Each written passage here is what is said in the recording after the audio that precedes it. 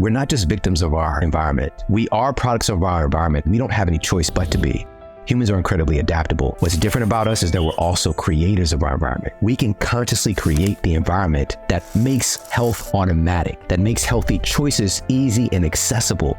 We can create an environment that makes love and joy and friendships more accessible, safety more accessible, creativity more accessible. This is what makes us so special. I think you gotta have a dream. The School of Greatness. Really? Yeah. Please welcome Lewis House. Very excited about this. We've been friends for, I don't know, probably a decade now, right? It's getting close to 10 years. It's been a while. And I've seen your evolution as an expert, a thought leader, a teacher, a scientist, a researcher. And there has been a lot of information over the last specifically 3 years that has confused a lot of people. A lot of people have gained a lot of weight, not only emotional weight, but also physical weight. A lot of people seem to be getting sicker more than ever now. Just things are happening and they don't know why they're getting sicker. And the first question I want to ask you is around healthy habits. Can you share the number one reason why healthy habit changes don't work long-term for most people, especially when it comes to weight loss? Yeah. That's a great question. And first and foremost, we need to start with what's the situation that we're dealing with here. All right. So a paper that was just published in Metabolic Syndrome and Related Disorders detailed the health of American adults. And they established that 88% of American adults are metabolically unhealthy. What does that mean? So we're talking about blood lipids. We're talking about hormones like testosterone, estrogen, some derangement there. We're talking about blood glucose, things like C-reactive protein inflammation. We're talking about hemoglobin A1C and other blood sugar markers. I can go on, but metabolic health really is the foundation of health itself. Because the word metabolism oftentimes can get a little bit twisted. We tend to think about metabolism as burning fat, but metabolism is everything. Everything about human health and function is metabolism. What is tied into the metabolism? What does it include? Everything. So your cardiovascular health, your cognitive function, the health of your skin. Metabolism is taking place with every organ, tissue, and cell in your body. So this is number one is 88% of American adults are now established to be metabolically unhealthy. 88%. But pair this with the CDC just published some new data this year. They established that 60% of American citizens now have at least one chronic disease. 40% have two or more chronic diseases. Come on. All right. So what I'm setting up here, what I'm setting up here is looking at what is the conditions that we're in when we're trying to change our habits. What does society actually look like? Let me share just a couple other stats with you. Right now, we're knocking on the door. We have over 43% obesity rate here in the United States. Didn't it used to be like a third, like a few years ago? Yeah. Now it's 43%? There's been a titanic jump during the pandemic. As you set things up with the last 3 years, those numbers haven't even come out yet. We do know, according to the CDC, that childhood obesity essentially tripled during that time frame for certain groups of children that were moderately obese, and even children who are of a healthy weight gained an excessive amount of annual weight. So going from like 2 pounds a year to almost 5 pounds. Now, what does obesity mean? That's a BMI metric, by the way. So this can also get into a little bit of controversy. Like, is that the right thing? Because a running back who's 5'9", 200 pounds, he'd be considered, right, to be overweight and teetering into obesity. But he's a running back with probably 8% body. Right. But that's not what we're talking about. And we know that. Yeah. We know that obesity has reached beyond epidemic proportions here in the United States. But according to BMI, that's the big metric that's being used. You know, we've got, just like I said, 43% of American adults are clinically obese now. And until 2030, which is less than 7 years away right now, it's projected we're going to hit 50% obesity in our society. What was it 10 years ago, the obesity rate in America? Do we know, roughly? About a decade ago, it was somewhere around 35%, 33%, like you said, about a third. Now it's 43%. So it's gone up 10% in a decade. Now, we're just talking about obesity. We're not talking about the inclusion of overweight and obesity. If we bring those together, we're at almost 80% of our Holy citizens. cow. What's the difference between obesity and overweight? It's just going up in that BMI number. Even more. Yeah. So overweight is more than obesity, or is it less No. than obesity? Obesity is more than overweight. Okay. Right. And so then we have degrees beyond that, morbidly obese, for Right. example. And even those numbers, again, we have television shows now. We turn this into entertainment, right? And even dating back to when we had shows like The Biggest Loser, for example. And early on in that process, actually, I've been reached out to several times to participate in those types of shows. And of course, I've respectfully declined because it's putting on this entertainment factor and this kind of concentrated effort for somebody to lose weight without really addressing the root cause of the obesity, of getting into the situation. And this is what I was wanting to set up, is that if we're looking at habit change and truly having sustainable weight loss, you would have to do something that is incredibly abnormal in our culture. The majority of citizens in our culture today are unwell. And we've had a massive transformation in the state of our health as a society in recent decades. Many conditions that were relatively rare are now normal, right? So if we're talking about things like obesity, for example, that is, and type 2 diabetes, for example, there's a paper published in the New England Journal of Medicine, and the paper is essentially titled 200 Years of Diabetes. And what they found was that in the last 40 years, diabetes in the United States has quadrupled, right? So not just doubled, not tripled, but quadrupled. Something truly phenomenal has taken place, all right? Was Now, type 2 diabetes a thing, back in the day? Was it even? Yeah, but it was rare. It was rare. Today, it is, again, it's becoming normalized where we have somewhere around 130 million Americans have type 2 diabetes or pre-diabetes. This is facts, man. That's like half America. About a third. A third of America. About a third, yeah. But type 2 diabetes or pre-diabetes. Okay. And so what this does is getting back, pre-diabetes mean? this is getting back into my original statement about metabolic health. All right. So with pre-diabetes, we're going to see elevated blood glucose, right? So fasting glucose numbers. We're going to see potentially and very likely abnormalities in something called hemoglobin A1C. So your blood glucose is like a snapshot. All right. So right now, if we both were to chug a lug, some Coca-Cola, and then we get our blood glucose taken, it can look like, oh man, we have pre-diabetes, Really? right? But it's just a snapshot. Right. It's a snapshot. And you got to think about the conditions. Hemoglobin A1C or A1C, that's more like taking a movie. It's like looking at the activity of your blood and your blood cells over a longer period of time. And that number is a much more valuable or valid number, but it's not as easy to get. You can't just do a finger prick at your local, pharmacy most often to get that number. Like it's getting a blood panel done. Right. would be helpful. And also talking with a physician who understands some of these metrics. But here's the thing. If we have abnormal blood glucose like that, what will happen here, or pre-diabetes or diabetes, is that will get put onto metformin, or will get put onto, potentially, depending on the state of your pancreas and the beta cells and the insulin you're producing, you can start taking exogenous insulin to try to manage your blood sugar, because having high amounts of blood sugar is really dangerous. We didn't evolve having a lot of sugar in our blood. And so today, you guzzle a Mountain Dew and some Funyuns, like there's going to be so much glucose in your bloodstream that it can start to tear things apart very quickly. And so this is why insulin is so important, because it takes and shuttles that glucose out of the blood and starts to store it away in your cells, namely your fat cells, namely your muscle cells potentially. But insulin resistance isn't just about fat. It's also about your muscle cells, because this is a primary site for glucose uptake is in your muscles. And so, but here's the thing, Lewis.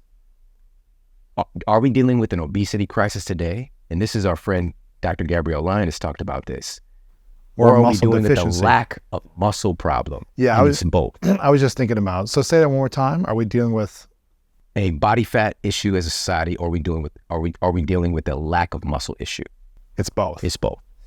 I was just thinking, with the amount of sugar, I used to have, 8 to 10 Dr. Peppers a day in the summer as a kid growing up in Ohio, just like, and I wonder if I would have pre-diabetes or type 2 diabetes if I didn't work out as hard as I did for most of my life. Yeah.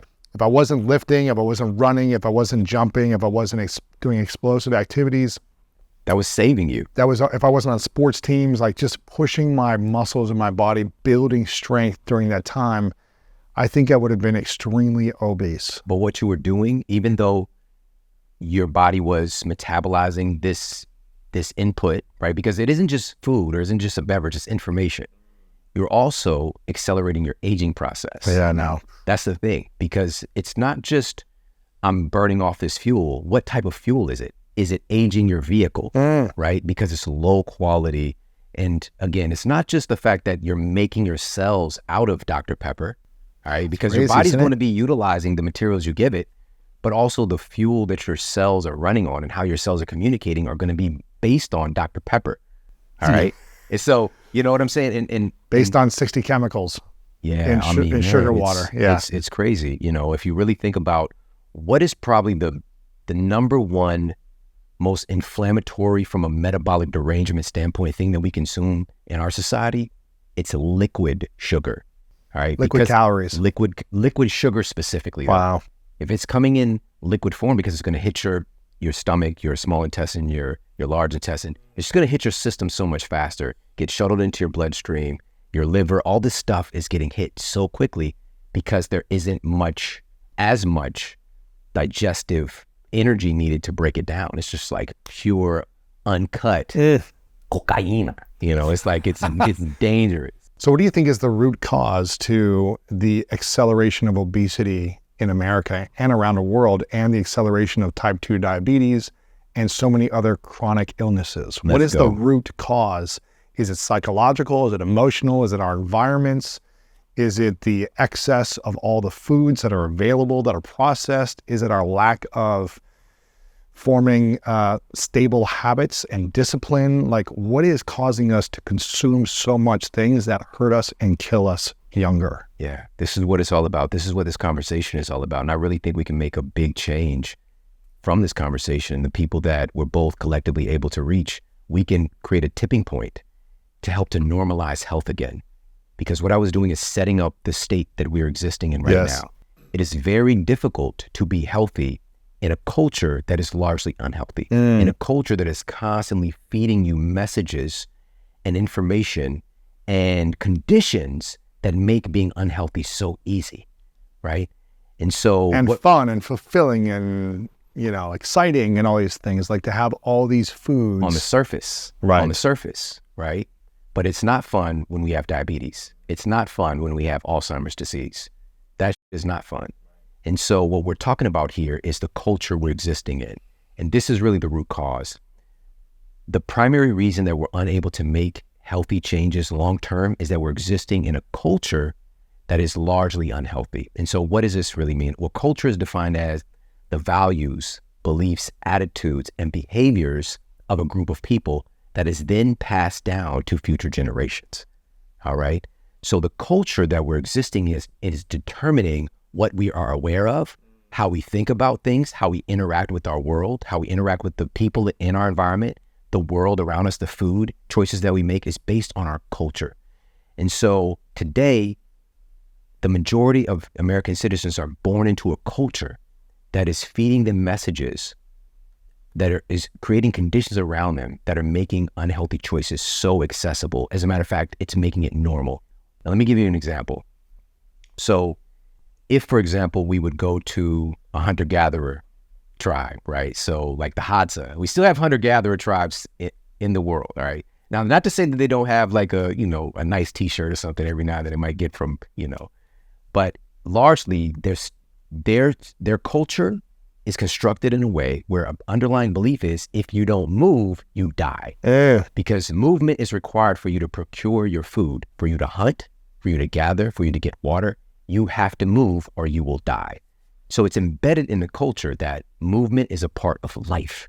Here in the United States, we're the most sedentary culture in the history of humanity, all right? We've done more and more things, more innovation that has taken movement and activity out of it, all right?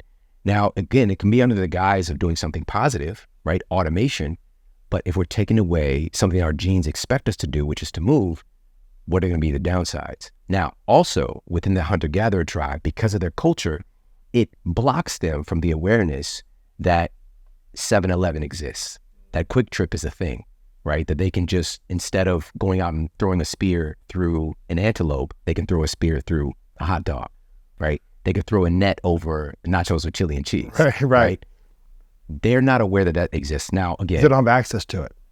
Exactly. It's not accessible. It's not a part of their reality. It's not a convenience store on the corner. Exactly. Now, this is not to say that there isn't a hunter-gatherer out there who knows what 7-Eleven is. Right. But overall, hopefully people are understanding the analogy here. Now, to bring this to reality for me to use an example, I grew up in conditions where it's a glorified food desert, right? And I struggle to use the word food desert because it still sounds kind of good, like a desert. I think of Boyz II Men videos, like, water run dry. Right. A food desert is not a good place to be. All right. So we're on food stamps. We're on WIC. We're getting money. We're getting food from charities. And In St. Louis? In St. Louis, yeah. So like the Hosea House, we would get basically handouts for toys and for during Christmas time and for food. Mm-hmm. And from my childhood into my adulthood, when I was in my university, I was going to college, working on my undergrad degree. All right. I was living in Ferguson, Missouri. And in Ferguson, Missouri, it is one of the most populated with fast foods per square foot of any place in America. Really?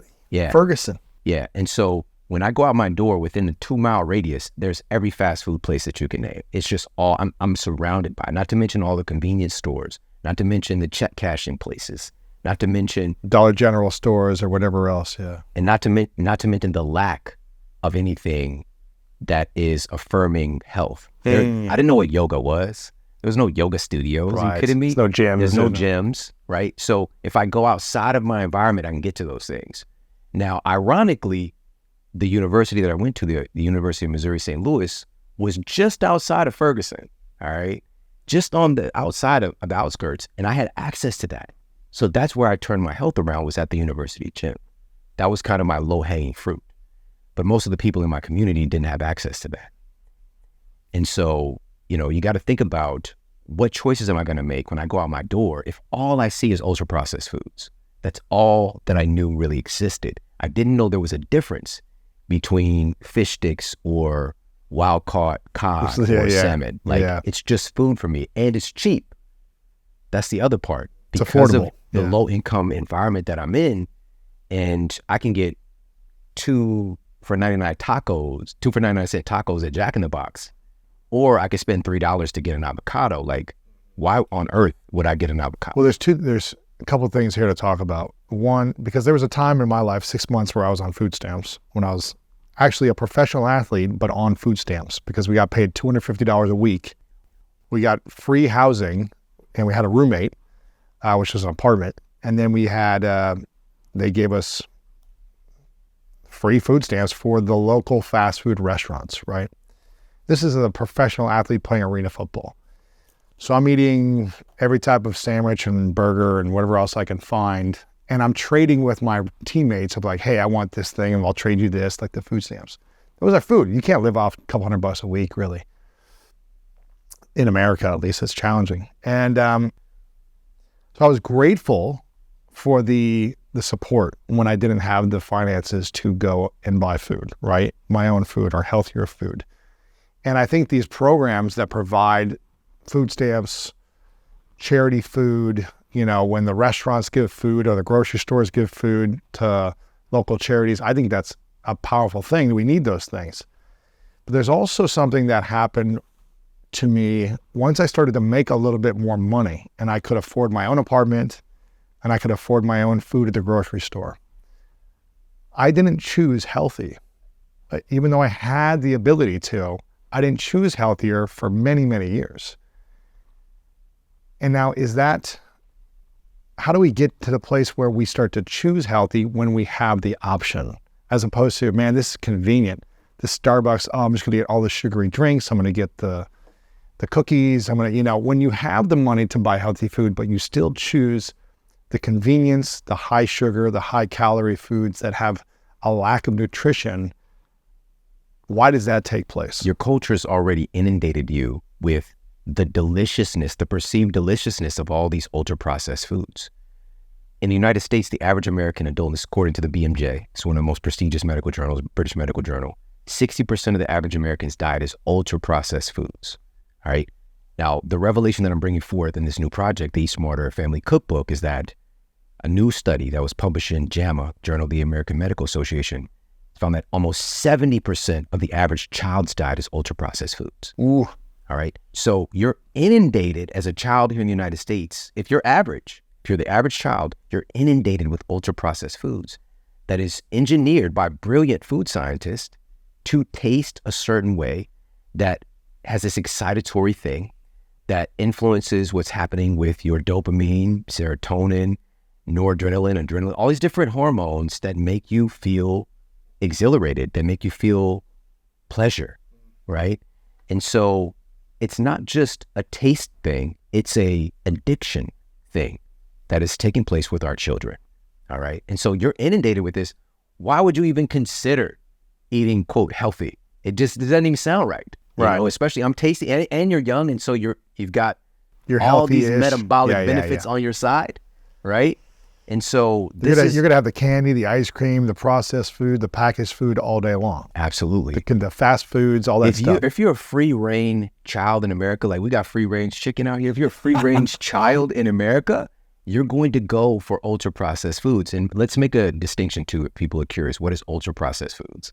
So processing of foods has been done by humans for thousands upon thousands of years, all right? And it's just taking a food and processing it in a way that makes it palatable, that makes it easy to store, to make it easy to trade, and to make it more enjoyable. So processing would be something like taking olives and using a stone press to make olive oil, right? That's extra virgin olive oil today, right? And something like tomatoes and making a pasta sauce. You can still tell where it came from. It's like a one step and then maybe adding some spices, some cooking, that kind of thing.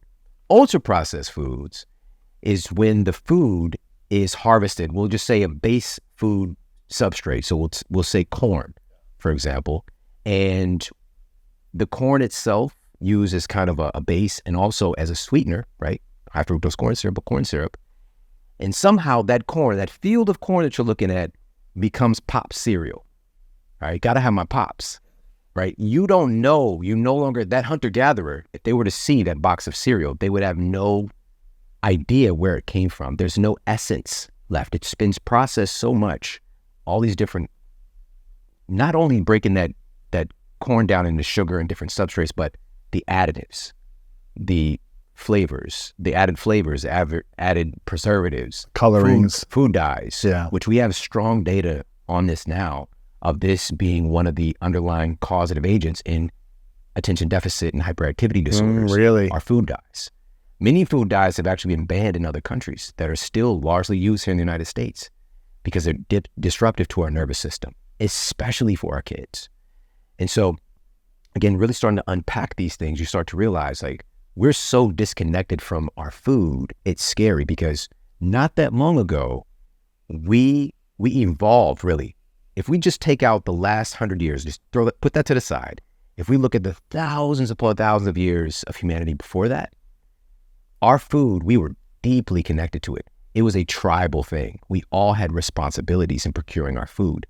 And not just that, the acquisition of the food, the preparation of the food, and the eating of the food was a community thing, all right? And that's something you talk about with your new cookbook, which is about really eating healthy foods that taste delicious with family.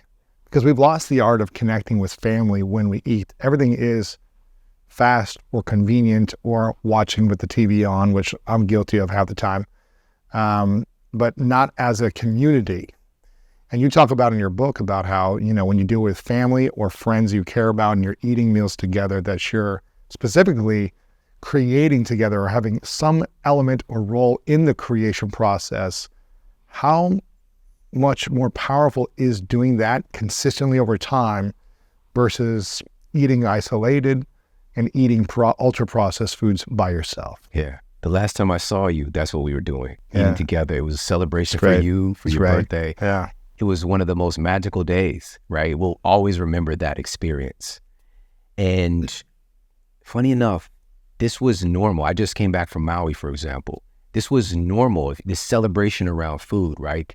Having a luau, like this is kind of like maybe a commercial aspect of it now, but it's deeply rooted in sharing a food with your tribe, right? And celebrating life, celebrating our connection to food and to each other. And this is the mission right now. Now we're getting to how do we fix this? I talked about the larger culture scape that we're existing in. And culture is like an invisible hand that's guiding our behaviors. We think we have free will, but our culture is really deciding what we're aware of and the choices that we have. Now, how do we change this culture? We start with our own family. We start with controlling the controllables, all right? Because I've been in this field for over 20 years and thinking about all the time I've spent trying to target the bigger culture, it's very, very difficult. And what I found to be the most effective is changing the culture from within, starting with yourself, your family. That starts to bleed out to your community. People start to see things different. They see an example. I didn't see any examples when I lived in Ferguson, Missouri. I didn't see what health looked like.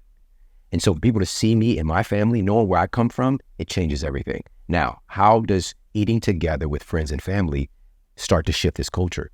Well, according to the data, I'm going to share 3 powerful studies with you. It's creating a protection for our health that heretofore we didn't really understand. What does that mean? Science. So, eating together with friends and family, and we start with study number 1. This is researchers from Harvard. They gathered all this data on family behaviors around eating.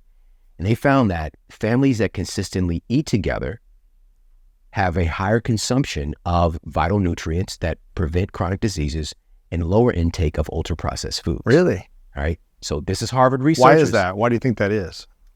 There's a couple of reasons why, and I break this down in the book because I'm a why guy. I want to know why. Right. And so one of the things that really jumps out is the intention behind eating together as a family, right? There's an intentional meal planning that's automatically going to take place. It's not going to be across the board all the time, but if you know I'm having family dinner tonight, you're thinking about it. It's an unconscious, subconscious thought process. It's like, okay, we got to plan, like, what are we going to have, right? Whereas today, if we don't have this as a constant structure, DoorDash is on tap, right? Or just picking up something because we're not thinking, but we make the food decision last minute. And that's okay because we have access to that. That's okay. But when that becomes normalized, we get more and more separate from each other, and also this protective mechanism for our health. So that's study number 1. That's from researchers at Harvard. Now, this next one was cited in the Journal of Nutrition, Education, and Behavior, and they looked at family behavior around food and the outcomes for the children specifically. And they found that families who eat breakfast with their kids, parents who eat breakfast with their children 4 times a week, had dramatically lower intake of ultra-processed foods, higher intake of vital nutrients, at least 5 servings of fruits and vegetables at each day, most days of the week. And the list goes on and all these different benefits they were seeing. But this is the most important part about this study. And by the way, they found that when the TV was rarely or never on for these families, they had an even further drop in their consumption of ultra-processed foods, the kids specifically, right? Because of that marketing, that advertisement. Now, the most important part about the study is that this was looking at minority children who would generally be in the context of low income conditions, families like mine. We didn't know that eating together could help to protect our health in some strange way. But had we known, even if we were eating processed foods, just the behavior of eating together, it starts to create this protection. I'm going to share with you why. This leads to the next study. And this was a collaboration of studies. This was actually published in Pediatrics and the Journal of the American Medical Association. And I'm going to get all these resources and link them up for you guys too. Yeah, and they're all in the book detailed as perfect. well in the Awesome. family cookbook. And so what these researchers uncovered was that, and this is the most important takeaway from today, this is the one, do this one thing. They found that families who eat together, any meal, 3 times a week, okay, so parents eating together with their children or parent eating together with their children, just 3 times a week, dramatically decreased overweight and obesity in the children and decreased eating disorders and just overall decreasing the risk of the onset of early mortality and chronic diseases. Wow. By eating together with your family 3 times That's a week. fascinating. All right.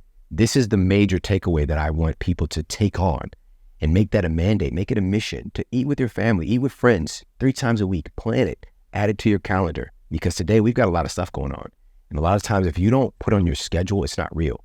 Like literally plan it out. This could be whatever flavor it looks like for you. This could be, family dinner on Wednesday and Thursday and then brunch on Sunday, right? Just whatever works for you. But there's something really special about this process, and we can unpack more of this why, but also the psychological aspect. And this was shown in data looking at adults and how eating together with their family dramatically decreased their stress levels. This was coming from a population of workers from IBM, and they found that as long as the workers were able to get home and have dinner with their family, it kept work morale high. But as soon as their work schedule and the demands start to dig into them spending time with their family and getting home in time for dinner, their work morale started to go down, their stress levels elevated. Now, why does this matter overall? Well, and this is another big takeaway from today. And this research as well is published in JAMA. But the research, this was a meta-analysis, and the researchers determined that upwards of 80% of all physician visits today are for stress-related diseases. 80%. Up to 80% because of the stress-related component. Because stress isn't just something that's invisible. Your thoughts create correlating chemistry in your body instantaneously. And so if you're having these habitual stressful thoughts and automatic negative thoughts, as our friend Daniel Amen discusses, when this is on automatic for yourself, you're just releasing these chemicals, a chemical cascade that can lean towards toxicity. They can be great in the short term to help you to survive short-term stress, acute stressors, but we were never designed to carry constant emotional stress, constant mental stress, constant environmental stress. So a lot of people might hear that and be like, well, I'm not that stressed. My work isn't that stressful.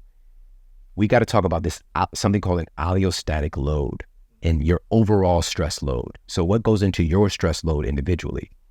Well, we do have work stress. Yeah, that's a common one. We have relationship stress. Relationship stress can mess you up. Oh, man. It can mess you up. I was messed up for about 15 years in different relationships, man. It was like, it'll mess your health up. Absolutely. Your mind up. Absolutely. Your energy flow, everything. And it's based on your perception. Wow. It's based on your perception. It's the way you think about it. And the correlating chemistry that you're going to be creating. The most powerful pharmacy in the universe is in your body. 100%. Because this isn't bioidentical. It is identical. You're creating chemistry for your receptor sites designed in you for you. There's nothing else more powerful than that. And so we've got, of course, there's some great breakup songs out there. All right. Some great love songs that come from that. There's that. So we've got work stress. We've got relationship stress. We've got mental stress, emotional stress. We've got exercise stress. Exercise stress is what's known as a hormetic stressor. It's a good stress if you're able to heal from it and recover. Because exercise isn't making the magic happen. It's tearing you down. The magic comes when you're able to recover, rebuild, come back better. But add that on to an already stressed person, spiritual stress. What if you feel disconnected? What if you feel like you're lacking purpose and significance, right? All these things, it starts to add into that overall stress load. And now here's another huge one, environmental stress. The environment that we are living in today is very, very different from what our ancestors evolved in, right? There are tens of thousands of synthetic, newly invented chemicals. And we're talking about millions of tons released into our environment. And so the very air that we're breathing is different. And to take this into one of the cultural contagions that we need to protect our family from within our own household, a really good friend of mine, and she's one of the most brilliant researchers. She's the leading authority in the world on dietary oils. All right. So her name's Dr. Kate Shanahan. She has background as a family physician, but also she was a nutritionist for the Lakers during Kobe's time there, later in his career, helping to extend his career. Every time he would go to a different hotel and travel, he's bringing bone broth or finding a place where they would make it. Like that was one of his things. Bone broth. That she introduced, yeah. And also, Dwight Howard was there too, and she was like, he had the worst diet. He was eating all this candy and whatnot. Some of these guys, you hear about these NBA, NFL guys, it's like just candy half the day. Yeah. And they're just genetic freaks, though. Yeah. Well, we'll see what happens. Yeah, but the injuries start to come. You start to feel tired. Yeah. But Kobe wasn't like that. Kobe was always looking for the edge. He was. Right? And so, anyways, so she's got this huge database of research on dietary oils. And one of the research papers that she shared with me, and this blew my mind, like I had to sit with it. Like I had to really sit and think about it. We're taking muscle biopsies of human fat cells back in the earlier part, like around the 1900s, and to see what makes up a human fat cell. What's in there? And in the biopsy, they found that the fat cell itself was made of about 2% PUFAs. Okay, PUFAs are polyunsaturated fatty acids. All right. And they're naturally occurring in different plant foods like nuts and seeds, for example. And so that's all good. Now, they recently took biopsies of fat cells of modern humans, and they found that the average fat cell was made up of about 25% PUFAs, polyunsaturated fatty acids. Now, why does this matter? Polyunsaturated fatty acids are, by their very nature, very unstable, right? They're, by their very nature, very pro-inflammatory, and they are a byproduct, oftentimes, unfortunately, are coming along with things that stir about something called these reactive oxygen species, or accelerated oxidation of your cells, or accelerated aging, to put it bluntly. All right. Now, what does this mean for us? About the span of about 100 years, 2% polyunsaturated fatty acids make up our fat cells to now 25%. What does this mean for us? The very ingredients that make up human beings has changed dramatically. The recipe for making a human is dramatically different. All right. And wondering why we're having such poor health outcomes. Could this be one of the causative agents when we're talking about our switchover in the oils that we're consuming? Where are we getting all these polyunsaturated fatty acids? Ultra processed foods that are riddled with vegetable oils, canola oils, and all these unstable oils. And by the way, I encourage people, we'll put in the show notes as well, to go to YouTube and look up how canola oil is made. All right. And just watch. Wow. All right. It is going to shock you. If you look at olive oil, right? Extra virgin olive oil, that means it's cold pressed. And you're pressing olives and you get the oil. That's it. You're just pressing it down and then oil comes out. When you see how canola oil is made, to be able to extract from the canola plant that amount of oil, it is scary. And really? So it's all this chemical processing, all these solvents, deodorizers, and by the way, because it stinks, they're trying to nullify, neutralize the smell, and a lot of even inflammatory, like I'm talking about literally being able to catch on fire type of chemicals used in this process. And to get something that looks uniform and clean, and then they put it in a plastic bottle and sit on store shelves. And plastics don't just biodegrade, they photodegrade. So light is breaking it down over time, by the way. And there's been a lot of science. I've talked about this on past shows about bisphenol A. What would you say are the 3 oils we should try to eliminate from our diet, and then 3 healthier oils that may even have some benefits? Yeah, let's stay right here with extra virgin olive oil. So one of the studies that I shared in the new book, in the Eat Smarter Family Cookbook, looks at olive oil, and researchers at Auburn determining that olive oil can actually help to reduce inflammation in the brain and help to heal the blood-brain barrier. Incredibly, like that's astronomically powerful. Mm-hmm. Like, why is this oil, why does it have such a resonance with the human brain and nervous system? That's amazing. And this is more monounsaturated fatty acids, by the way. And also, if it's treated right, it's going to be bottled in dark glass because it's sensitive to light and heat. And so even using it, by the way, we want to make sure that we're not using it on too high of heat. And also, traditionally, maybe finishing your dishes with it, right? So you plate your food, or using it for salad dressings, pour on some olive oil, right? Our mutual friend, Dr. Stephen Gundry, he's obsessed with olive oil. It's like, drink it every day. Look at his results. Yeah. My guy is, he's in his senior years, big time, and he's just so on point, like his cognition, his health, his energy. Last time I talked to him, he was like on a ski trip somewhere. Just, it's It's amazing to see. He takes like a shot a day of olive oil, right? Yeah. And it's just like a crazy old man. Yeah. Or he's like, oh no, he actually is looking at the data. Uh-huh. And so that would be one in the healthy category. And another one, now this one, there's a little bit of, by the way, none of these are 100% across the board for everybody. All right. We've got to keep that in mind. The future of nutrition and health is personalization. For some people, olive oil is not your thing. You might have background genetics that don't metabolize this particular oil a certain way or small amounts or whatever the case might be. So you got to keep that in mind. So we've got nutrigenomics and nutrigenetics are going to be some of the leading fields of science, looking at how what you eat influences your genetic expression and also your set of genes, how it's catering towards certain things being better for you versus other things, right? Versus your friend, versus your wife, versus your brother, all right? Everybody has our unique cascade of genes. And on top of that, microbial genes, all right? So all the genes that make up your microbiome, all the bacteria that make up your microbiome, they have their own genes. If we go gene for gene in the human body, 99% of your genes are bacterial.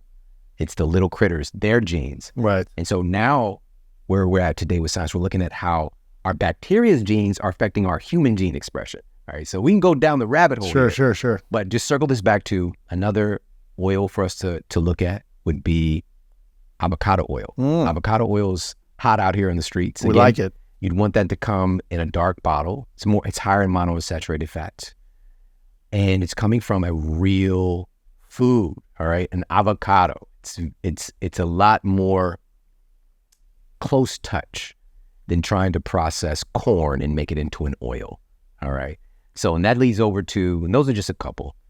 What about? For the audience watching or listening, I had my first taste of guacamole at your place. Yeah. Remember that? Yeah. I actually had sounds bad, but as a 40-year-old man, I had my first avocado, like hard avocado, about a month ago. Congratulations. You're a big boy. I still have the palate of like a 7-year-old child.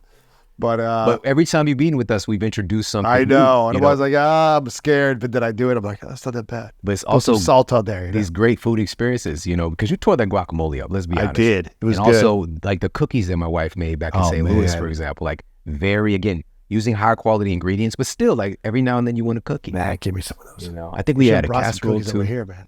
That casserole's amazing. Yeah, when you come by, dude, I'm in. We've got some great stuff. I'm in. Okay, so we got olive oil, avocado oil, all in dark bottles. What would be one more, you think? All right, is there one more? Or? Of course, man, there's so many. There's so many popping in mind. There's good oils. Yeah, but there's a caveat here. So there are this category of seed oils, which that in and of itself, unfortunately, is going to invoke some controversy. And what I want to implore everybody who's really about that life and nutrition, let's come together. Let's have healthier conversations and not become so black or white or dogmatic about a certain thing. So seed oils in general, the majority of these seed oils out here on the streets that are riddled in processed foods, I'm not talking about that. I'm talking about hemp oil, flaxseed oil, chia oil. That's cold processed, all right? That's stored in shelf-stable ways. It's generally going to be in a refrigerated section. You can find some really valid benefits here that's backed up with peer-reviewed data, all right? So there's a plant form of omega-3s that can be utilized as an energy source by the body pretty efficiently and also can get converted into some of the omega-3s, DHA and EPA, to help to fuel your brain and nervous system. Now, your conversion process is going to depend on you. It's going to depend on your genes, your microbiome, your overall metabolic health. So I don't want to throw the baby out with the bathwater. But first of all, where does that analogy come from? That's terrible. Yeah. All right, who's throwing babies out?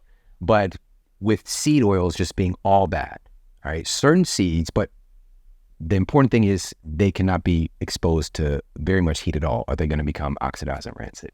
So those are the ones I would say. And as far as the ones to avoid, absolutely avoid vegetable oil, quote, vegetable oil. It's not made from vegetables, by the way. All right. It's the framing because it sounds healthy. This is called health washing, throwing a label on a thing and making it sound like it's healthy. And marketers are using this like crazy now, right? So you can get a box of Cheerios. It's like, it's heart healthy, right? Honey Nut Cheerios. Lower cholesterol. Lowers your, they actually had to change that. Really? Yeah. Because they finally face some backlash. And but also they'll say gluten-free, right? Gluten-free. Oh, you're a gluten-free diet, or like they're just fat-free, right? They're still throwing these catchphrases onto things with an ultra-processed bowl of crap. But by the way, vegetable oil, I put this study in the book as well. This was published in the journal Inhalation Toxicology. So it's a top journal looking at how inhaling different things, fumes and things like that, creates toxicity in the human body and other animals as well. What the researchers found was that just smelling vegetable oil during cooking can damage your DNA. Holy cow. Just smelling it. Now, is there any studies, I'm sure there are, that you're aware of?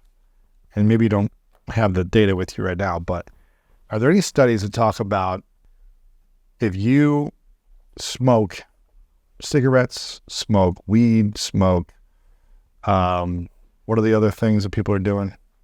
Vaping. If you're cigarettes, weed, vaping, or inhaling any types of toxic smokes, or if you're drinking alcohol or taking other prescription or non-prescription drugs recreationally, how does that affect your body, your DNA, your metabolism, whether you eat unhealthy ultra-processed foods or if you're eating healthy foods but doing these other drugs and substances? Is there any data that talks about that? Wow, man, that's a huge question, and that's a huge array of inputs. And so the overarching piece here, number one, is understanding, okay, what have we evolved having exposure to, right?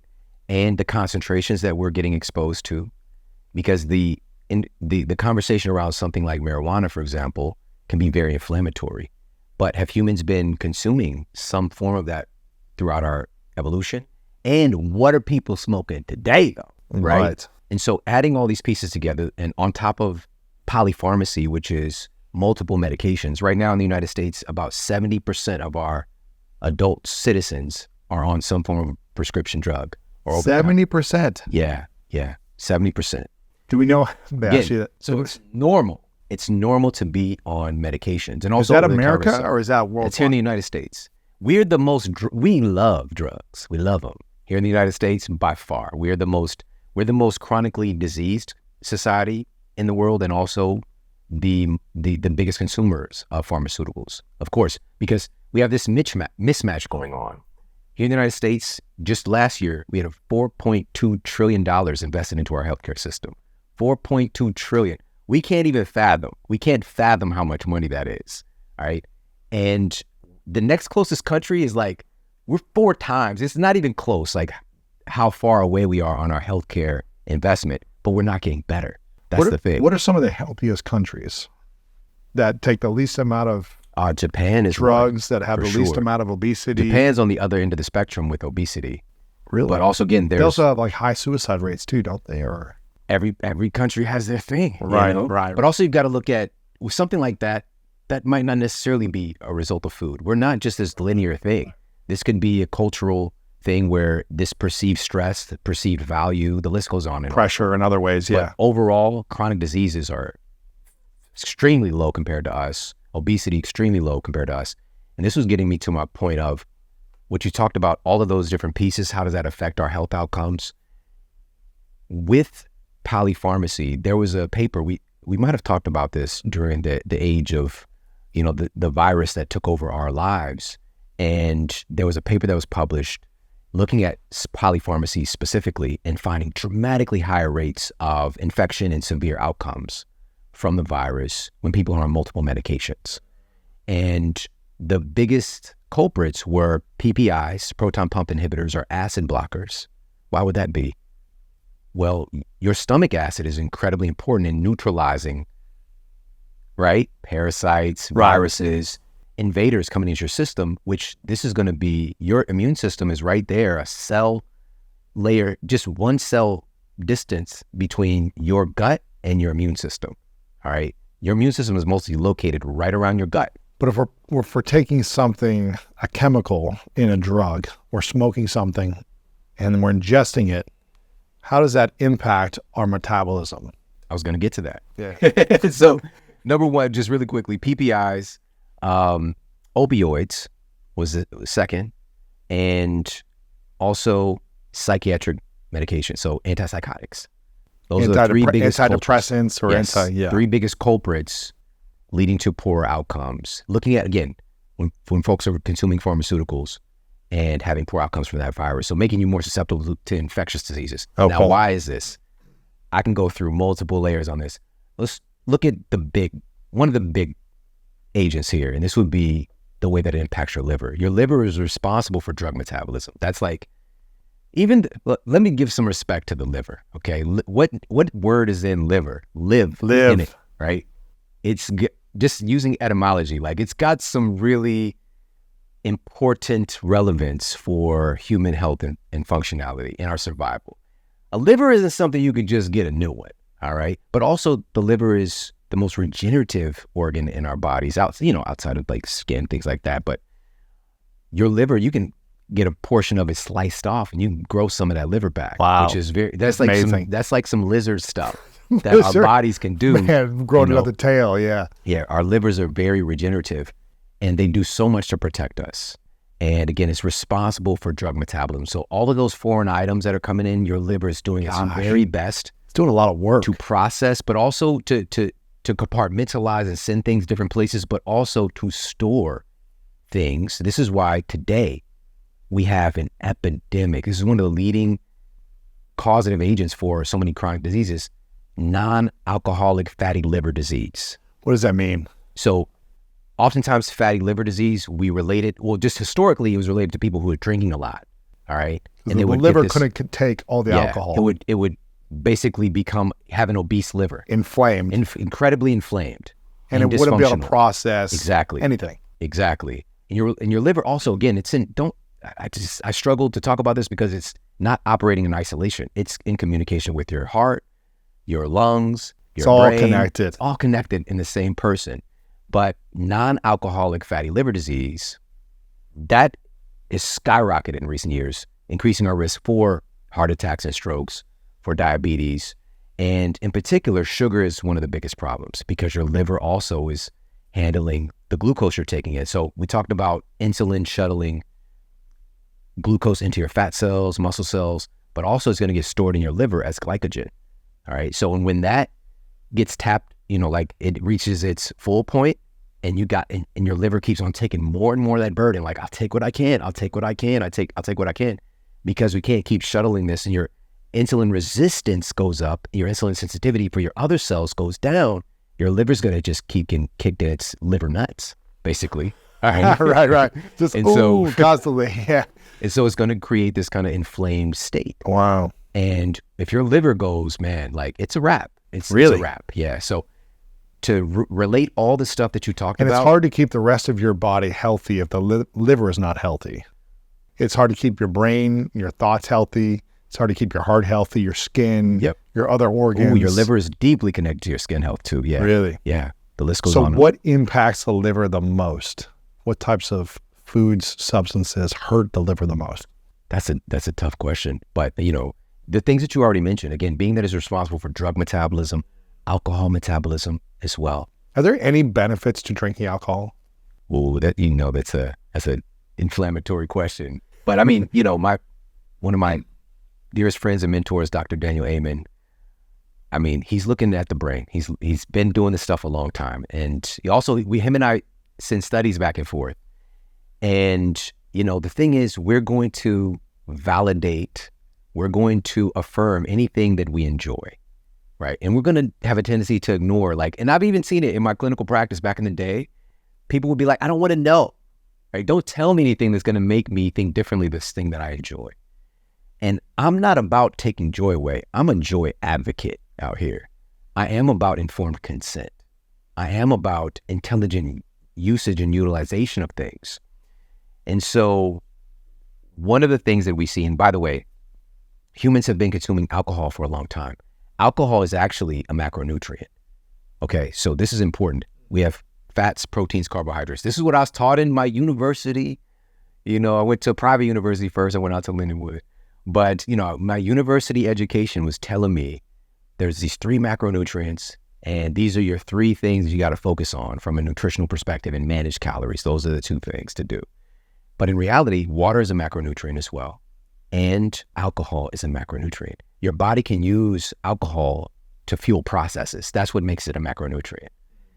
That being said, when you consume alcohol, it does something really interesting. It kicks on this phenomenon. It's called fat sparing. And so you might be, you and I are just hanging out here now, and we haven't eaten in a while. Our body's going to be utilizing our stored fat for energy, should it need to, right? It can break down stored glycogen from the muscles and from the liver, yeah. But if we're just chilling in a relaxed state, the body's really good at using stored fat when we're just doing low impact things, all right? Now, we bring some alcohol here and we drink that. Suddenly, fat burning stops completely. Wow. Your body automatically switches over completely to utilizing that alcohol because this is why. This is what makes it different. Your body can't store alcohol. Oh. Your body can store the other macronutrients, but alcohol is incredibly volatile. We evolved. If we're really going to look at this picture, hundreds of thousands of years ago, early humans would find fruit that had, fallen from the trees or whatever that had begun to get rotten and ferment, right? And consume that. And we developed over time the ability to metabolize that ethanol, to metabolize the alcohol that's getting resulted from this fermentation process. So it's like we have that pathway. It doesn't mean that all alcohol is bad. We have it for a reason.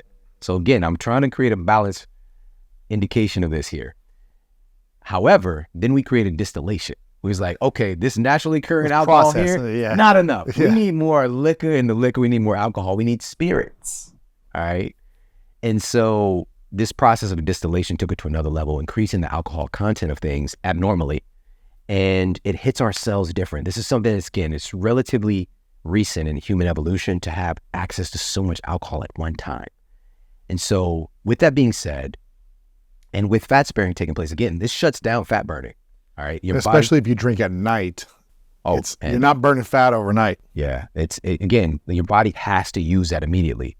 And your liver is immediately going on red alert because it has to try to process this without killing you. Because I don't think we really realize or talk about often in our culture how many people die from alcohol poisoning, right? And also not just the deaths, but also the resulting brain damage that takes place. Like I just lost my father recently, and I was actually at his funeral about 2.5 weeks ago, maybe 2 weeks ago now. And he had been in a assisted living facility for about 15 years because of drugs and alcohol, really creating brain damage. And he developed epilepsy from that. And I've seen this again, real time, firsthand. I grew up in that environment. I grew up during the crack epidemic. I've seen the impact that it had on my family members. I've lost family members to violence and the associated consumption of these things. I've seen it firsthand. And so I had a decision to make. Am I going to follow that path, or am I going to do something different? And let me tell you, Lewis, this is why I'm here today, man. It's very difficult to change when you're in an environment that you're inundated with this stuff. I saw it as the only way until I got exposure to something else. Little happy accidents, little moments like getting bussed out in the, quote, DSEG program to Lafayette High School and getting exposure to a different environment, having a friend that lived out there and going over to his house and seeing like, wait a minute, you guys aren't getting woken up by people fighting, stuff breaking at night. Like you could just go to sleep and it's like, cool. Like everything's going to be normal when you wake up in the morning. Like it created this sense of certainty and peace. And I'm just like, oh, I'm going to live here when I, quote, grow up. And you've been out to my house out there right by Lafayette. It's so crazy, man. And I didn't think about that until we moved in like that week. I was like, oh my God, and this speaks to the power that we have, because we're not just victims of our environment. We are products of our environment. Absolutely. We don't have any choice but to be. Humans are incredibly adaptable. What's different about us is that we're also creators of our environment. We can consciously create the environment that makes health automatic, that makes healthy choices easy and accessible. We can create an environment that makes love and joy and friendships more accessible, safety more accessible, creativity more accessible. This is what makes us so special, okay? Other animals, this is what makes humans exceptional. Shout out to the beavers. You know what I'm saying? They can build dams. They got their own beaver life. But with us as human beings, we have the ability to think externally of all these things, right? I don't really want to disrespect beavers. Shout out to all the beavers and the dams. But my point being that in reality, regardless of the circumstances, maybe the dam that the beaver built, we can foresee, we can plot, plan, we can create, use different materials. We can think about and measure and monitor all the problems with it. We can think upstream, downstream. I know beavers think about that too. But shout out to the beavers, okay? But bottom line is, for us today, for us to take full control of our ability to create, but for us to do this, and this is something that I'm so grateful for you, because you've been on a mission to talk about, for us to do that and really understand our power to create, we have to put aside our victim story. We have to take responsibility. Watch out now. You're going to get people lives. coming after you. Tell people to let go of our victim story. Listen. But what if if you're raised in a challenging place and all you have is food stamps and you don't have the job? I'm that guy. You're in a food desert and this is what makes me you're different. obese already and you can't get a job and you've got your parents are not around and most of the what people, if all these stories? Most of the people who are being warriors to try and say like, listen, this is not fair out here. It's about access. You have access, they don't. I come from that. I come from conditions where I didn't have access. I come from conditions where I was in the most poverty state here in the United States. I was getting food from charities to feed myself and my family. My mother, and again, like, well, why don't you guys just work harder? My mother worked overnight at a convenience store. She got stabbed 8 times and almost died. Okay? I lost my father to crack and alcohol. So when people are talking about this stuff, they don't really know what they're talking about. You're trying to stand up for people. Yes, it matters. You want to have access to health, to healthy relationships, to a healthy environment. It was a risk me going outside because of a drive-by. I grew up in that environment. But what people don't talk about and don't understand is all the beauty that exists there too. There's so much beauty. There's so much kinship. It's under volatile circumstances. It's like war. It's like soldiers bonding. All right? It's coming real. Together, helping each other, supporting each other. Exactly. Yeah. And we also develop this resilience that most people will never understand. And so, yes, creating the conditions where this is normalized, where people have access, that's one part. But even with that story, it's been like, oh, people need more access to healthcare. What kind of healthcare? That's the kind of healthcare that is simply medicating symptoms and not helping people to address the root causes of their conditions, that are making these companies, multi-billion dollar companies, more profitable while people continue to suffer. And by the way, one of the studies that I reference is looking at obesity and chronic disease. Being in that state in a low-income environment makes it harder to get out of that environment. And that's a fact. And we know it. I know it experientially. Until I got healthier, I didn't have the awareness, the energy to lift myself out of that situation. So the access matters, yes. But also, we also have a choice. We also have power to change, even within the most up, trying, difficult, toxic, abusive circumstances. We have the ability to make a difference. Even if it's just the difference in our own mind. Even if we're in an abusive situation, and which I've been in, I grew up in it. I had the ability to change my perception. I could have been sitting here today with you and holding on to that story about all the bad things that happened to me from my parents, all the violence, all the abuse. But I chose to change my perception, to forgive them, to see even the glimmer of good that was in my stepfather, there was actually a lot. And we got to celebrate that at his funeral, and all these people that got to see him because he got clean. He had to. He's in this adult living facility, and all these people coming up and sharing these stories that I never met before, really sharing the same stories that I grew up with. His childlike nature, his always cracking jokes and making light of things, and also his work ethic. Because even that was the thing I chose to take. Was the number one thing. No matter what happened to him, no matter what he went through the night before, no matter how inebriated he was, he always got up and went to work. He never missed a day. Never missed a day. And so I picked that up. And so my work ethic, when I'm not doing this, I'm researching, I'm working myself, I'm studying, I'm teaching every day. I'm infatuated with it. I must do it. And I picked that up from him. Now, also, knowing this is the case and hearing these stories by all these people that were coming up, I chose to see that childlike nature, because this also was the first man that I ever met that beat a video game. All right. He had Mike Tyson Punch Out. You know, he got the Nintendo. He beat the game. You know, he'd be up late at night. Sometimes I could get up, you know, after my brother and sister went to sleep and hang out with them. But there's this childlike nature. But something would change. Something would change over time. And he had this story. He came from an environment of abuse, of, you know, substance abuse as well. And he's replaying that. And then the demons will come out. All the things that he's been exposed to, all the oppression, all the things. And who's he going to take that out on? The people he loves most. But I chose to see that he was doing the best that he could with the person that he was, circumstances, what he was handed.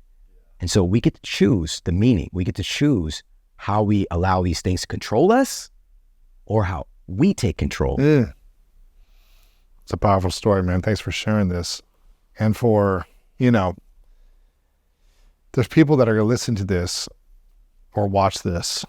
And I know people are going to share this with their friends who are maybe struggling or dealing with health challenges, or maybe are in cities or environments or communities that aren't of a culture or mindset of health, or they don't have the access to healthy foods, and the culture chooses unhealthy decisions. And it's just, they don't have the time to think, they're exhausted, they're stressed, they're overwhelmed, they don't have the money, and life didn't go their way to be able to make those choices, or they've been unhealthy for a while now.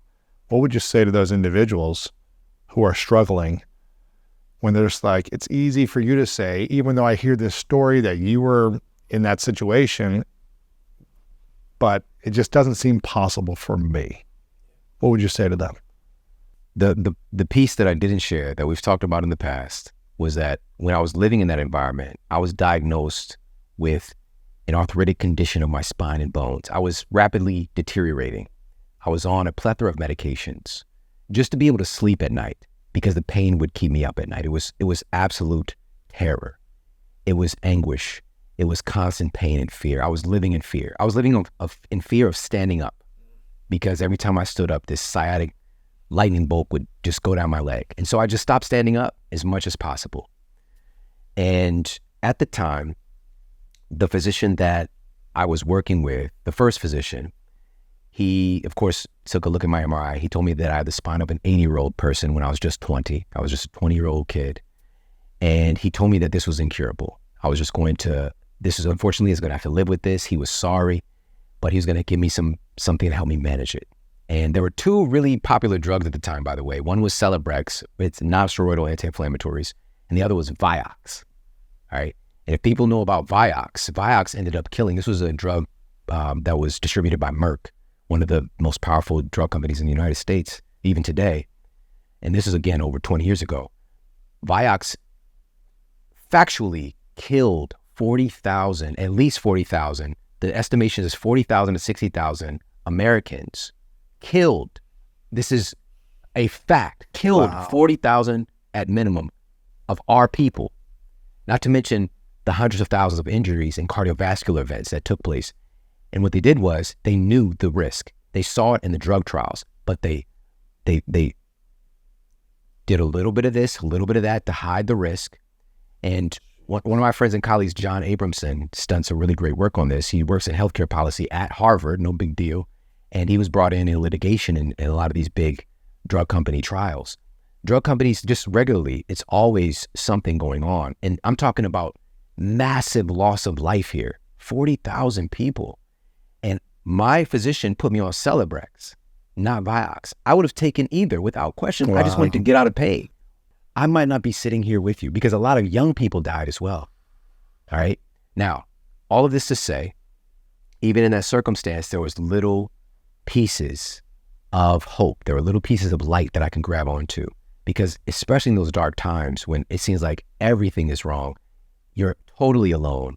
Even my own mother, who I talked about earlier in her situation that she went through, she disappeared. You know, she was going through something in her life. I lost my mom. I couldn't, I couldn't find where she was at. She left me. And this was after she borrowed some money from my refund check from UMSL from my college. I got a refund check and I was paying my rent with that. And my mom asked to borrow some money. I was like, Mom, listen, I have to pay this rent. She disappeared. My mom, my own mother left me to get put out on the street. I'm in chronic pain. Oh, I don't even have my mom. dang. Okay. Let alone my dad. I never even met my biological father. You want me to keep going on how f***ed up this can be on paper? Right. But the bottom line was this, even in those conditions, what happened was I grabbed onto that glimmer of light and I kept ignoring it for a long time. And that glimmer of light was my grandmother, who kept on checking in on me every now and then. Like she knew that there's something was not right with me. And I just remember like how much she loved me and how much she invested in me and how much she knew I would be somebody and I would do something special in my life. And so just being able to honor her, I decided to get my ass up and to do something about this. After all of these physicians told me that they couldn't help me, I had to decide, what am I going to do about this myself? Because I'd been outsourcing my health and my potential to other people. And that's impossible, right? You could have people that can help you along the way, that can provide resources and coaching, but change is from the inside out. And so I made a decision to get well. Most people never do that. Please hear what I'm saying. Despite your circumstances, decide. And the resources, there are things right now in your world and your environment that are already there that you're not seeing because you're tuned into how f***ed up it is and how incapable you are. As soon as I made the decision to get well, no matter what, matter of fact, this is what I said, all right? And this is crazy. I was like, I'm going to get well. And I asked the question, what can I do? What can I do to feel better? What can I do to get well? What can I do to be the healthiest person in the world? I had no right to ask a question like that in the circumstances that I was in. And within a week, a friend of mine who I'd known her for years, she took me to Wild Oats and the Whole Foods. Like, I'd known her for years and she was in chiropractic school. I just thought she was so weird, right? Her and her friends, like she'd invite me to some things, just like, man, you guys are so weird. She took me, but now I'm seeing through a new lens.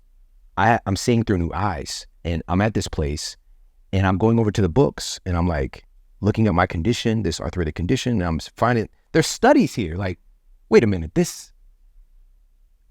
I'm deficient in vitamin D, but wait a minute, omega-3s? Like, where am I getting any of this stuff? Like, and I found out like there's a mismatch. There was an environmental mismatch.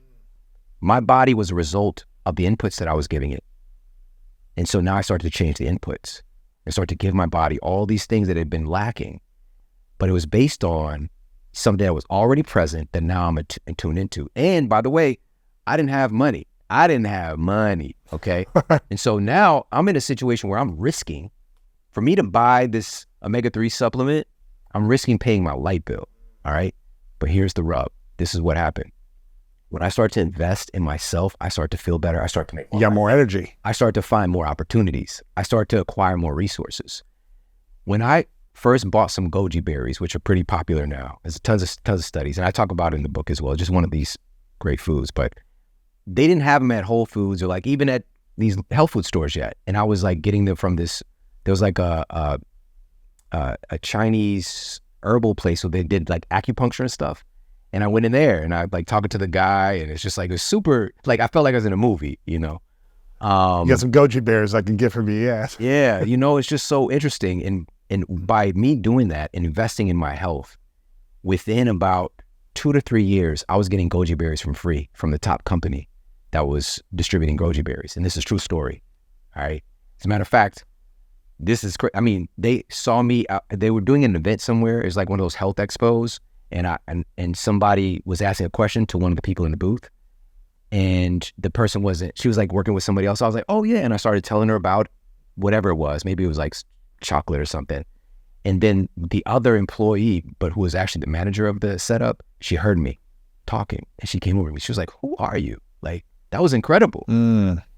Cut to, I ended up getting connected to the CEO of the company. They sent me a pallet to my house in Florissant, Ferguson, a pallet of these superfoods. That's awesome. And I started teaching nutrition classes bro, do you understand? That's cool. That was from me saying yes, me investing in myself, me saying, I decide to do this no matter what. I will find a way. I don't want people to downplay their capacity for greatness. I don't want people to downplay their capacity for figuring things out, for finding a way. Where there's a will, there's 1,000 ways. Yeah, I love that, man.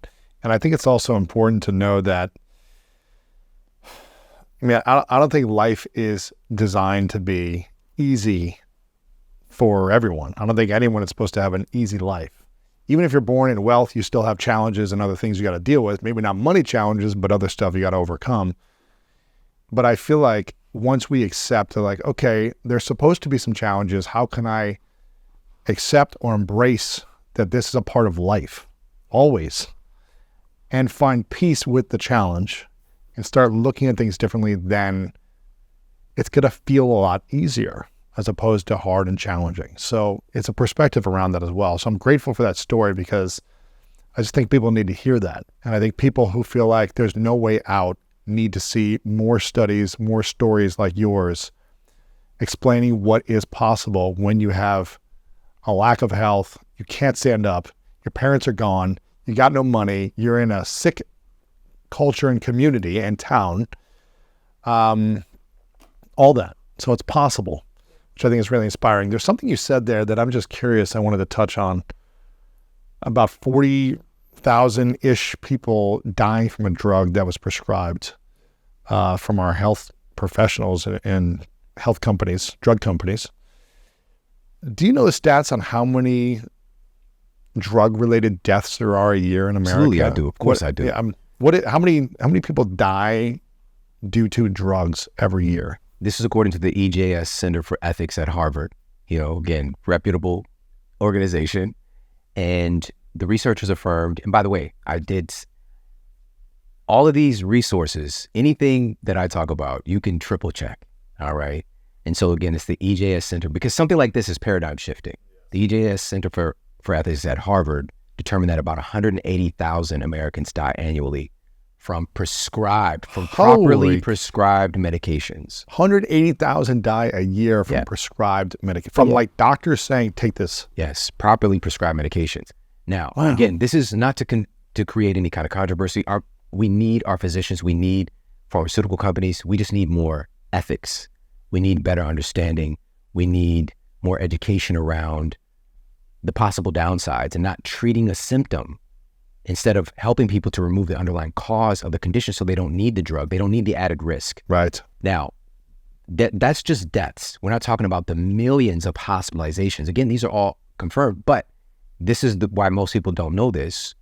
And this is why we need to have a little bit more compassion for this research from research at Harvard, is that this isn't something that's easily checked off on a death certificate, right? We know today about comorbidities, but saying that this person died from a drug, properly prescribed drug, requires that the researchers dig so adamantly into the data. And finding the cause. It is very difficult because it could be anaphylactic shock. It could be, heart attack, whatever. And what caused it? Yeah. You feel me? This is the problem. This is another mismatch with perceived data, right? That the public sees and actual data. There's a mismatch. So there's probably more people die every year that are somehow related to prescribed drugs. It's very difficult. It's very difficult to say. It's very difficult to pinpoint, especially if time has gone on, right? And now again, but we have a model today of healthcare that is drug dominant. We have a drug model of healthcare in the United States. It's not true healthcare. It's a model that is farming sick people. It's a model that is dependent on repeat customers, right? You getting well is losing a customer. Why on earth would they do that? It's just not logical, right? And so the more people that are taking these prescription medications and the longer they're taking them, the better. It's just, we have an unfortunate healthcare model that depends on people to be sick in order for it to be sustainable. And our economy here in the United States, obviously there are a lot of problems. One of the safest, most surefire bets for investors is investing in healthcare, because we have so many sick people. It is one field that continues to grow. Whew, man.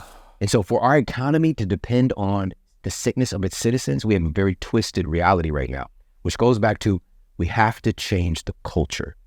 And the culture starts with you and your family. Because here's the cool thing about culture. Yes, we can go and visit a culture. right? I just visited a culture in Maui, for example. I've never been to Hawaii. That was amazing. Oh man, it's right? amazing. Yeah. And so we can go and visit a culture, but when we go to a culture, we're taking our culture with us. And so people are seeing it. People are seeing your culture, the culture of your family everywhere you go. You're modeling it. That's all I needed. This kid from those circumstances, I just needed to see what health looks like. I just needed a glimmer of light from somebody that cared about me, right? Those things start to add up. Because also, most importantly though, for me to see those things, there was a willingness that I had to turn on within myself. Yes. I had to stop making excuses and turn that willingness on. And even if you live in a community or a city that has a culture that is not health focused or is struggling to get there because of circumstances, what I'm hearing you say, correct me if I'm wrong, you can change your individual culture and the culture of you and your personal environment of your room, your home, your, the block you're on, and the people in your life. But it has to start with you. And people in your life may not come on board in that culture for years. You may say, hey, look, this is hurting you and I'm making this change, but they may stay stuck for a while until they see you truly modeling it time and time again to seeing lasting change. Yeah. It's hard to get others to convert, specifically family members sometimes who are struggling the most. Listen. And that can be extremely painful. If you have kids, you already know that this is it is a challenge to say the least. And so this is what I created this book for was, thankfully, again, our life experiences. There's this great quote from my friend Michael Beckwith. It's my guy. He just texted me on the way in here. Great guy. He said that God doesn't call the qualified, God qualifies the called. Life qualifies you for the work or the situation that you are presented with. Where I'm coming from, it would be very unlikely that I would end up in this position. But I spent years, for example, working as a nutritionist and seeing people day in, day out, just like one after the other, doing, I was going to all these big organizations, and going in and doing these different talks and things like that. But I got to see, and the thing is, some things is like, all you got to do is just pay a little attention and you'll get it. I got to see the biggest complaint or perceived challenge that people had in changing their health and to hear it from their own mouths. Do you want to know what it was? What was it? It was other people. Right. All right. The reason that people had most often was, my husband won't, my kids won't, you don't understand, I'm making this for them, whatever. Like there was always pointing the finger, and I would get them to point it back to themselves. But also it developed these tools to help them to change those conditions. And so with that being said, we have to understand that we know our family better than anybody. But part of that is like, we tend to operate from this one line of communication. The thing that doesn't work with our family members, we keep doing the same thing over and over again.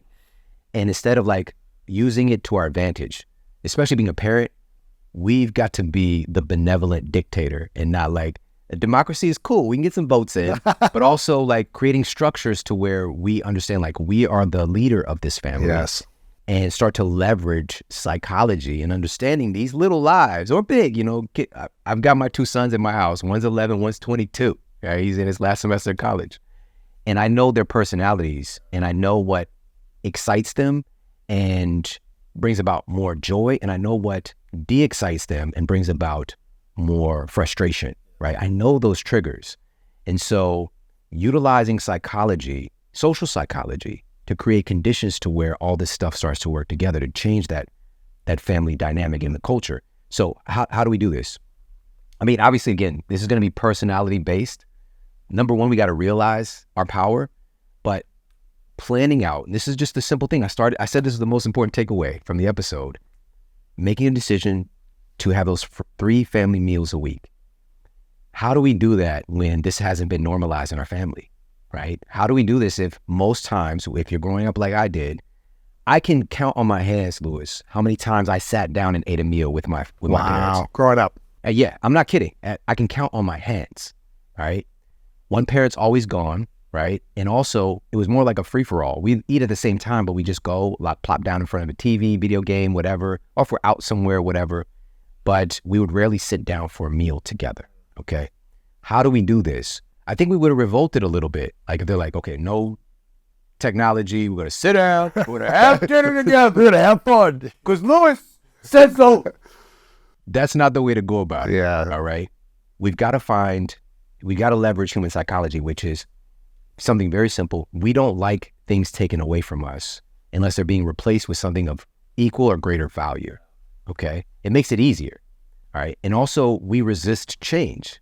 You know, the human brain is always trying to sync up and create routine and pattern and automate behaviors. And so understand, like, this might be a little bit uncomfortable, but find some creativity in it. And you're going to have to evoke, as a parent, more patience, more compassion, more of an attitude of figuring things out, right? Becoming an investigator. But I don't have time. I don't have the energy. I don't have the resources. That's part of the reason you don't have any of that stuff. Right. All right. Is the lack of this family dynamic and all the peace and connection and health that brings.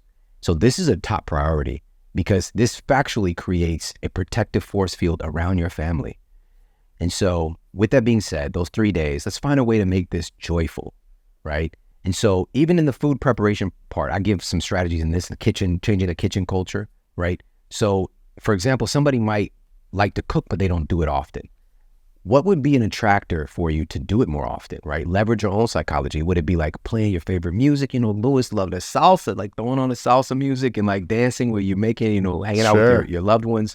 Would it be putting on a show and binge? That's what my wife does. She watches Real Housewives or something while she's cooking. Right, one of those cities. I don't know, you know, but that's like her kind of guilty pleasure. It's like her dessert. Yes, exactly. When she's eating healthy. And she knows that I'm not going to be participating in this. So you know what I mean? And so she'll do that, or she'll talk to her sister, her mom, you know, on the phone while she's cooking. Like, she's finding a way to leverage the time, right? And so the same thing, we can invite our kids in to the process. And depending on the age and what they're used to as well, is going to depend on how they fit into these things. One of the things I'm guilty of, unfortunately, was, yes, my kids, all three of my kids are really good cooks. So my daughter back in St. Louis, but all of my 3 kids can cook. But they could be even more advanced if I would have let them in the kitchen more often, because a lot of times when we're busy and my kid will come in and like, Dad, can I help? No, not now, buddy. Or not now, baby. Like, we gotta, you know, I'm trying to just get this done. I finally recognized this and I started to turn on that yes muscle. Yeah, come help me do this. Come chop this up. Or it, unfortunately, is because I'm a very data-driven human. I came across a study that showed that the majority of kids today don't know how to cook for themselves. Not all of them do, yeah. All right, it's like an endangered species skill set to be able to cook. It's like wood shop or something, you know. It's like, I don't know, put me in a freaking hammer and some tools. I'm like, birdhouse. Yeah. You know, but, you know, so realizing that, oh man, like, this is a valuable life skill that I'm taking away from my child being able to. And guess what's going to happen when they don't have that skill set? They're going to eat mostly ultra-processed. Convenience, fast food, takeout. So, again, this is a responsibility as a parent to be able to pass this on and shifting the culture to be able to do it. So seems like a lot of work. I don't know if I got a lot of the time. We don't even got to get into that part. We don't got to get into that part. Let's just stick with the 3 meals with the family each week. I like that, yeah. So what can we do to make this more attractive and leverage time? I've experimented. All right. One of the things, for example, that we do is we know that there's going to be like a post-meal something, a post-meal event. This could be a freestyle competition. This could be a family game. You know, you got to, again, leverage the psychology of the room and know, like, what is going to make this connection opportunity more valuable, right? And so a lot of times too, if there's a meal prep opportunity, even inviting them into the meal suggestion, like, you know, asking my youngest son, like, okay, we're going to do a dessert tonight. Which dessert do you want after family dinner? All he hears is dessert. Right. You don't have to have the resistance of like, I can't game with my friend, right? He's like, oh, I love desserts, you know, like, oh, I want that, right? So it's just like these little psychological tools. I love that. And so again, finding a way, and there's so many cool resources. And by the way, we've got a resource guide with the new cookbook for, like, for example, there's these cards that have like these questions, like family questions. You ask each family member, cool. you know, as we're deeper having dinner. connection. Yeah. And so one of the things we do, and you do something similar, before we have our meals, we also go around and we share what you're things that we're grateful for from the day. I love that. Right. We've been doing that for years. Right. I love this. I want people to get this book because I think this is going to change the game for a lot of individuals and families. It's Eat Smarter Family Cookbook. Make sure you guys go pick up a copy, get one for a friend, all that stuff. It's the companion cookbook to Eat Smarter, which is a national bestseller, featuring 100 family-friendly recipes that are mouth-watering, delicious recipes to help you boost your metabolism, up-level your energy, and start living a happier life. And with what I heard, 43% obesity in the U.S., 80-something percent of an unhealthy metabolism in the U.S., this is a powerful solution for a lot of people these days to come together, create more harmony, more family, more friendship, and be healthier in the process. So make sure you guys get Eat Smarter Family Cookbook. So where people want to go is to eatsmartercookbook.com. And right now, as of this recording, we put together something really special to add on, because as Lewis is saying, I love this about you, is that what about the argument side? Well, it's not just going to be from my perspective, because this year we're putting on the first annual Family Health and Fitness Summit. Ooh, let's go. And you're going to be able to hear from some of the leading experts in health and fitness in the world that have kids and how they're able to handle things like that's great, preparing meals with a busy schedule, with dealing with picky eaters, with saving money on groceries. The list goes on and on. We got people like Layla Ali, right? That's great. Undefeated boxing champion, but she also won the show Chopped, the cooking show, twice. Wow. I've eaten with Layla several times. Oh my goodness, so good. We got Gabby Reese as well. We've got Dr. Will Bolsowitz. We've got Dr. Daniel Amen. Oh man. And Where's these this are just be? some of the people. So this is going to be a virtual event. Oh, nice. And people get access to it for free. That's amazing. When they pre-order the book. It's a $297 summit ticket, and you get that for free. EatSmarterCookbook.com. That's right. Eat Smarter. You just got to get one of those books and you get that summit? Yeah, Eat Smarter Cookbook. Just one copy. Dang. And you get free access to the summit. We're also doing a 25K health and fitness giveaway. You get registered for that. So many cool things. And you can go right now and get it, and you'll have access to all that stuff. We're going to get sent that stuff. Right. This is just for the pre-order. All right, so definitely take advantage of this now. And the summit, again, I'm very excited about this because we're bringing together more voices and more powerful people in this community to create a movement of health and wellness, to really shift it so that health is normalized in our culture. I'm going there right now to pre-order. So make sure you guys get out your phones, pre-order right now. I wanted to ask you a question about when I walked in and I saw you today in the studio. You were like, "Oh, you're looking good. You're looking fit." And I was like, "Yeah, I'm down 25 pounds." And you're like, "What are you doing?" And I said, "Well, I've just been consistently on my lifting program and consistently on my nutrition program, and just really being intentional about the consumption of food. I'm trying to stick around 2,000 calories a day." Trying to get about 150 to 200 grams of protein a day, trying to get as much vegetables as I can in there and stay under 2,000 calories. Stay around 2,000 calories on average on a daily basis. And by doing that, I'm down 25 pounds in 13 weeks. But I'm really consistent with the lifting program that I'm on. I'm also consistent with getting my steps in, just moving my body, walking more, about 10,000 steps a day. And I'm really consistent with the nutrition and optimizing that. Do you think counting calories is a powerful thing for optimizing metabolic health and weight loss? Or should we be thinking about counting something else? It's a great question. And first of all, again, it's not that you weren't a specimen before this, by the way. I'm dialing it in, though. Let's be clear. And, here's the thing, even within that, what you just shared right there, and something so powerful that we can miss is the fact that your calories, you've shifted that focus onto protein. Yes. Right? And there's a lot of infighting, it's been for years, with fats and carbohydrates, and kind of like protein has been like in the, kind of like the riding the bench, basically, yes. But in reality, why does this matter? Well, proteins are needed to build your tissues. When we talk about hormones, what are they? They're proteins. When we're talking about enzymes and breaking things down and repairing and things like that, they're made from proteins. We need to provide that fuel. But also, proteins provide the biggest thermogenic boost to the body. Your body utilizing more energy in the digestion of protein than it does the other macronutrients. It uses more energy in the digestion of protein. Right. So it means So what you're netting is going to be less. so it's burning more calories. You're burning more calories. This is something really that we don't think about. You have to use calories to assimilate calories. Right. You have to use calories to digest, assimilate, and eliminate your food, right? So if you have more protein-based calories, you're burning more of the calories in your body than if you just had carbohydrates or something else. Exactly. Yeah. I mean, significantly more, right? And so, but this has been known for a very long time, but it's just kind of been like pushed to the back burner because all of the fighting about carbs and proteins. Now, fortunately, even as I'm talking about this stuff, there's a part of me that is well aware that we're isolating food into parts. And this is part of the problem because food is food, all right? We evolved eating food. We didn't evolve eating macronutrients. Like, right. And you get your macros in the day. you know, like Socrates and Hippocrates and all these guys, you know, the Stoics and, you know, the father modern, they weren't like, you know what? Just count your macros, bro. You know, they were prescribing certain foods and also fasting, right? And all these different technologies, inner technologies that we know about today.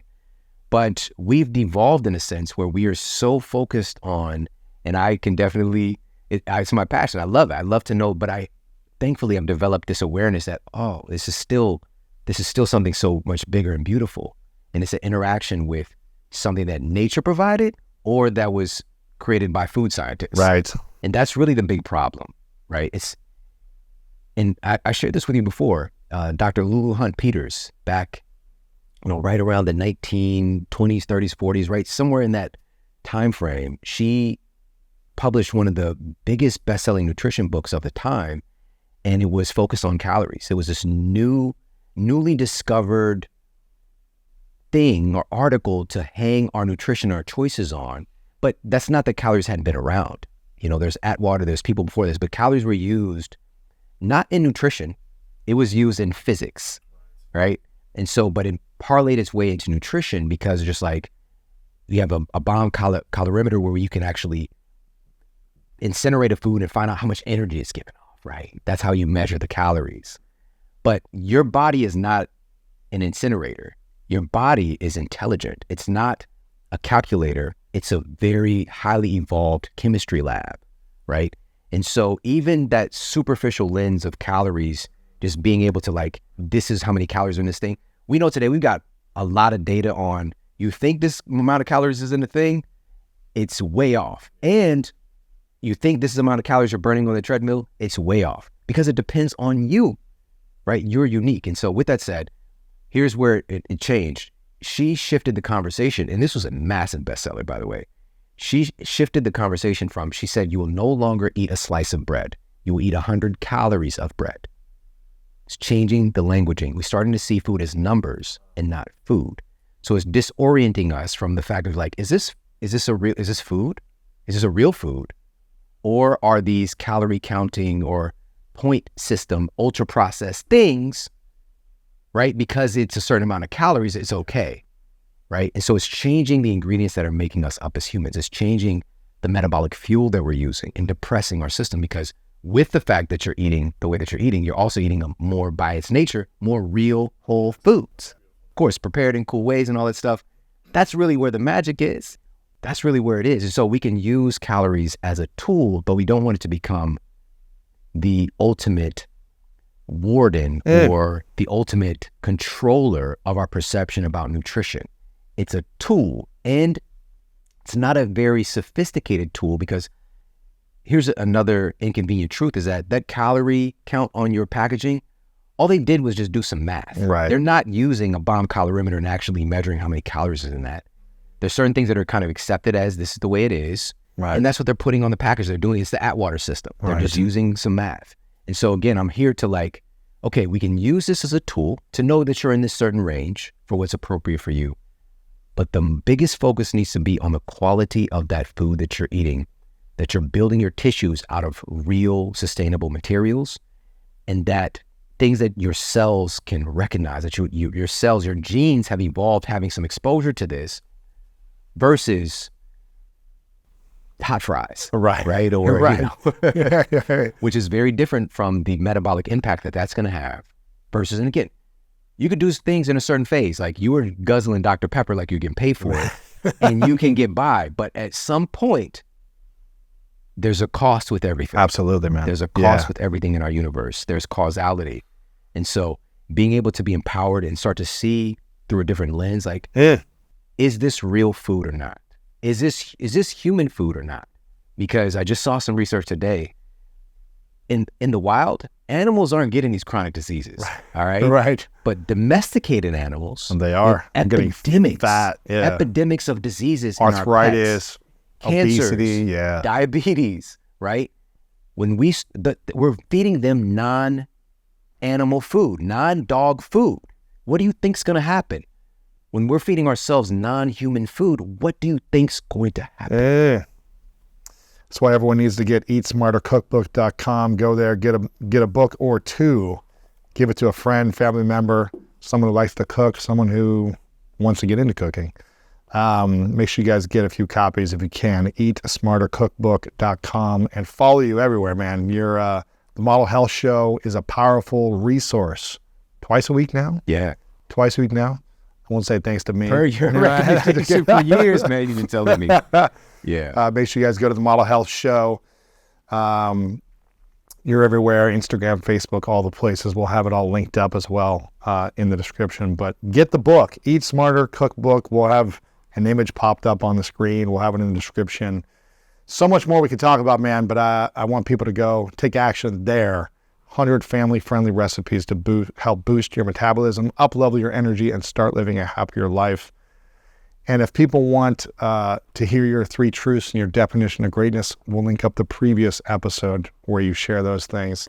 Shawn, I'm grateful for you, man. Grateful for your heart.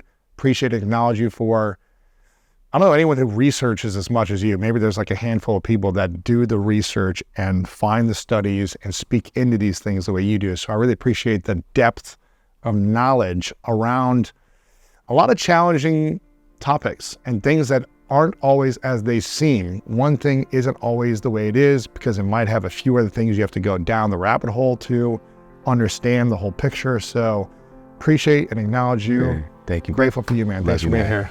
So we tend to think that fat cells, we're trying to quote, kill fat or burn fat, but that's not really how it works actually. Your fat cells are storage containers. And what they're getting filled with, the fat cells, basically when you're born, you have a certain allotment of fat cells.